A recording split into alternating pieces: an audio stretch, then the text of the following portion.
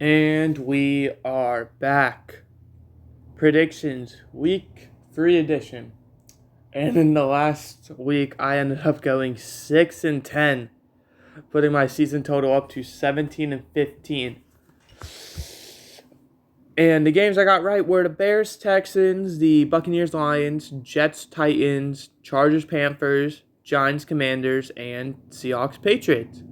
With the Chargers, Panthers being my lock of the week, so I am 2-0 on that as well. But we're just going to try and forget last week entirely, and we're going to move on to this week. Starting out tomorrow, September 19th, 8:15 p.m. All games are in Eastern Standard Time, by the way. We have the Patriots, who are 1-1, and the Jets, who are 1-1. The Patriots just barely losing 23-20 in overtime to the Seahawks, while the Jets pick up their first win of the season, 24-17 against the Titans. Now, I feel like this game has a lot of potential to be really good, and I do see it being that way because the Patriots have looked like a very good team through 2 weeks, even though they weren't expected to. And the Jets, well, they have not looked as good as a lot of people would have thought. I am going to take the Jets because I do feel like they do have the edge with the roster. But I do believe this will be a very close game. But give me the Jets. Moving to our September 22nd Sunday 1 o'clock games, we have the Giants, who are 0-2, and the Browns, who are 1-1. The Giants ended up losing 21-18 to the Commanders. They did a good job on defense, not allowing a single touchdown. However, they allowed 7 field goals, which was enough for the Commanders to win. And the Browns, they ended up winning that game 18-13, and it was bad. I mean, their defense did everything for them, and they were able to just kind of win in a low-scoring contest that was kind of a defensive game. I do have the Giants winning this game, however, because I don't know why. I just feel like the Giants are going to pull an upset here and somehow carve the Browns defense. Maybe Daniel Jones will finally have that kind of step in the right direction for this season. And, well, I'm going to find it very hard for me to pick the Browns, as so long as Deshaun Watson is the starting quarterback of that team. Next, we have the Eagles and the Saints. The Eagles 1-1, the Saints 2-0. The Eagles fell 22-21 on Monday Night Football, while the Saints ended up dominating 44-19 against the Cowboys. The Saints are a sneaky good team. I was not expecting them to be this good. I was expecting them to be a bottom tier team, and now, well, spoiler alerts for my power rankings, I moved them into the top 10. Not going to say where, but they're up there. I do have the Eagles winning this game because, well, it's nothing really to do with the Saints. It's just I find it very hard to see that the Eagles losing back-to-back games this early on this season, because the Eagles are a first half team in terms of the season. Weeks 1 through 9, they're probably top 3 team. Week 10 through 18, they're not. And so it's very shocking for them to lose early on. So I just can't see a picture of them losing back-to-back, especially this early on. Next, we have the Texans and Vikings. This is a battle of the 2-0s. So there currently are 9 undefeated teams. No matter what, we will be losing one here unless they tie, which, well, let's hope not, because that would be boring. The Texans, they ended up winning 19-13 on Sunday Night Football against the Bears. Wow, the Vikings ended up winning 23-17 against the 49ers. That was crazy. I was not expecting them to pull that upset. The Vikings look like they could be a great team. Maybe Sam Darnold finally found, the team that he was looking for to kind of have that third overall pick success. Unfortunately for Sam Darnold, though, I will be picking the Texans because, Well, I just really like the Texans. I mean, I feel like that should be known if you watch, my channel and my way too early predictions for like the whole entire season. I did have the Texans winning it all, the Super Bowl.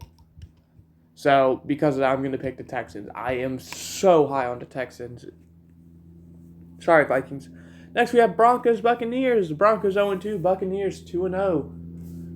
The Broncos, they lost 13-6 to the Steelers, while the Buccaneers winning 20-16 against the Lions. Same thing with the Buccaneers, as I feel like I would say about the Vikings, is you were not expecting them to look this good. Obviously, the Buccaneers, I was expecting to be a playoff team. I don't necessarily think they would do a whole lot in the playoffs. They'd probably win a game. But, I mean, I don't think they'd be competing for a Super Bowl. Or at least they'd be one of, the least favorites of mine. Now, all of a sudden, they look like a whole new team. Baker Mayfield slinging the ball. I mean, Chris Godwin went off last week. And the Buccaneers are a top 5 team, it looks like. And I will be taking them because of that. So this is one of those where I expected them to do well, but not this well. Whoops. Didn't mean to press that. Next, we have Packers-Titans. The Packers 1-1, Titans 0-2. The Packers, they won 16-10 against the Colts with Malik Willis as the starting quarterback. While the Titans, they fell yet again 24-17. That's twice now they've lost by that score. This time, however, to the Jets. Now, I don't know how this game's going to go because, in my personal opinion, as I'm recording this, there's been no news about Jordan Love. And in my eyes, I don't think he's going to play this game. I think he will be back next week, however. I don't think he's going to play this one. So I am going to pick the Packers, though, because they do have Malik Willis. And I feel like that's going to be a huge bump for them because Malik Willis, used to play there. However, there is a new head coach, and he only had, a few preseason games there. But I think he'll know the team well enough to where he can give the Packers kind of an extra little advantage, and I think they will win because of that. Next, we have the Bears and the Colts. Bears 1-1, Colts 0-2. The Bears fell 19-13 Sunday Night Football to the Texans, while the Colts fell, as we were just talking about, 16-10 to the Packers. And I'm going to pick the Bears because the Bears have looked horrible on offense these first 2 games. However, like I said about the Browns, they have looked unstoppable on defense. And the Colts have, last week in a game they were probably projected to win by multiple scores, ended up only putting up 10 points and throwing 3 interceptions. So I do believe that the Bears' defense is better than the Packers, and I believe that the Bears are going to do better than the Packers on defense in that term, so I'm going to naturally take the Bears. And what will probably be another low-scoring game because, like I said, the Bears' offense has sucked. Next, we have Chargers-Steelers, the battle of 2-0s. Yet again, we will be losing one undefeated team unless, they tie, which let's hope not. Chargers end up winning their game 26-3 against the Panthers, while the Steelers 13-6 over the Broncos. This should be a very good game because, no offense to the Chargers, but they haven't played anyone really good. However, they have a really high-power offense, it appears, while the Steelers, they played the Falcons in week 1, so we can kind of write that off to rust. But the Broncos in week 2, their defense is legit. They are probably the best in the league. So I think this is legit going to be a battle of which will prevail, the Chargers offense or the Steelers defense. And I think the Chargers offense, to an extent, will. I think it's going to be, yet again, another low-scoring game for the Steelers. However, I think this time the Chargers will be the ones on top because, the Chargers also have a really good defense. So, Khalil Mack, Joey Bosa, Derwin James, Asante Samuel, that's a scary team right there. Moving into our 4 o'clock slate, we have two 4:05 games. The first being the Dolphins and Seahawks, both 1-1. The Dolphins, they ended up losing their game 31-10, I believe, against the Bills on Thursday night. While the Seahawks, they ended up, I have them at 1-1. They're actually 2-0. They ended up winning 23-20 at overtime to the Patriots. And originally, the reason I was stuttering so much talking there is because I actually had the Dolphins winning this game. However, I also did these notes legit Tuesday morning. So, either that or Monday night, I can't remember which one. So, before the Tua news came out that he's on IR, which sucks because I have him in fantasy. So, I'm going to pick the Seahawks now because, well, even if Snoop Huntley or Skylar Thompson, whoever the starting quarterback is, does well, I don't think they're going to do well enough to beat the Seahawks. Next, we have Panthers-Raiders. Panthers 0-2. Raiders 1-1. The Panthers ended up losing their football game 26-3. And benching Bryce Young,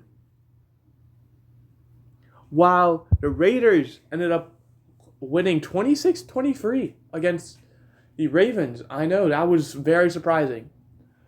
Naturally, I'm going to pick the Raiders because I do think Andy Dalton is a better quarterback than Bryce Young, at least right now. But it doesn't excuse the fact that Andy Dalton is still on the, without question, worst roster in the league. No matter how good, even Patrick Mahomes would struggle with that team. So, I mean, they're screwed.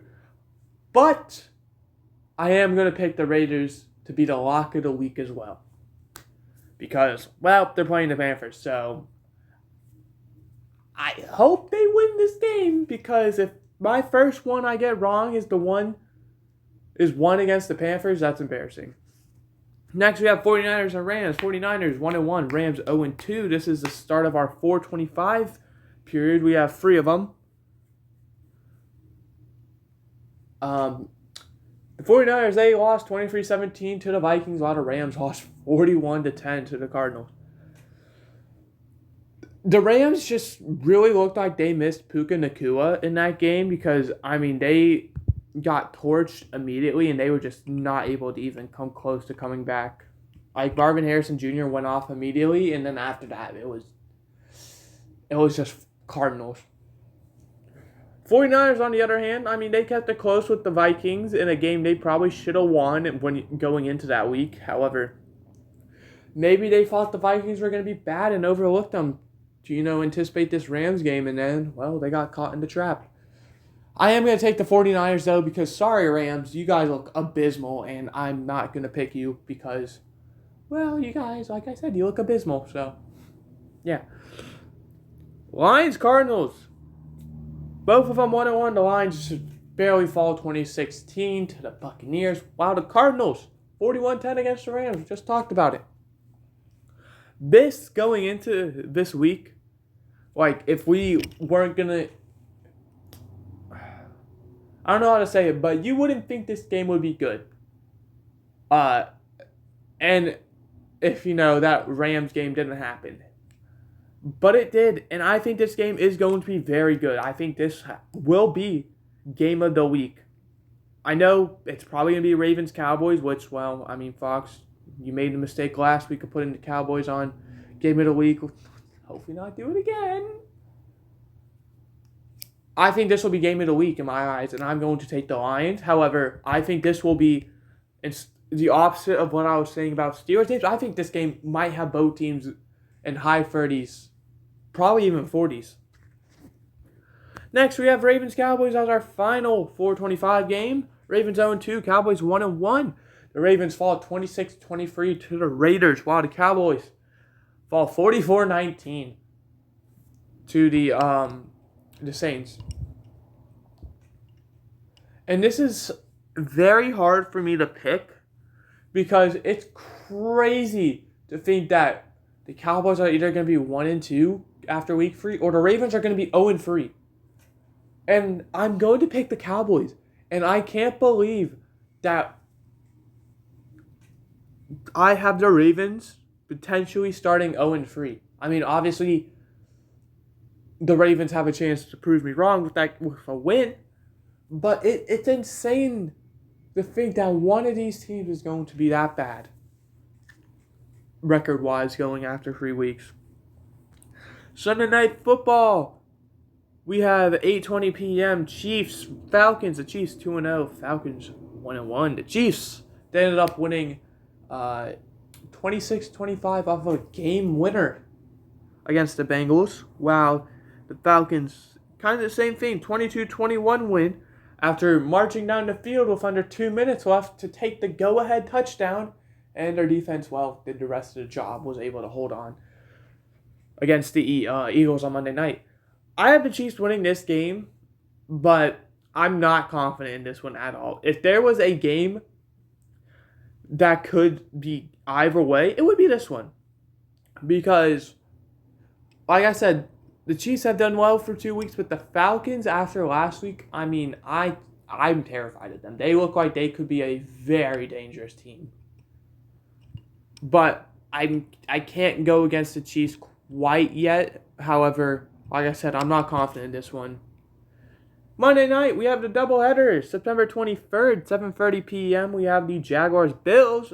Jaguars 0-2. Bills 2-0. Jaguars 18-13 loss to the Browns, while the Bills 31-10 win over the Dolphins on Thursday night. I have the Bills winning this game. However, I don't know about this one either, because for some reason, no matter how good the Bills are and how bad the Jaguars are, the Jaguars just seem to have the Bills' number. And that could very well be the case again. But logically, I'm going to pick the Bills because they look like the better team on paper. But like I said, I mean, this is one where I'm not confident in. It's kind of like the Bengals in week 1. No matter how good they are, how bad the other team is, they always seem to lose. And I'm only saying that because I see the Bengals on my screen right now. So, sorry, Bengals. I know it's not even your turn yet, but... And finally, speaking of, 8:15 p.m., the Commanders and the Bengals. Commanders 1-1 after a 21-18 win. All field goals against the Giants. The Bengals 0-2, 26-25. Game loser for them against the Chiefs, as Harrison Butker, from 51 booted it. And I have the Bengals winning. It's kind of the same thing where I was talking about the Ravens and Cowboys. It's so hard to imagine the Bengals starting 0-3. While Joe Burrow is healthy, by the way, it's not like it's, Jake Browning or something like that. This is why the Bengals are like, at their fullest besides T. Higgins. So I'm going to take the Bengals. Because, well, like I said, logically speaking, that's probably the smart move.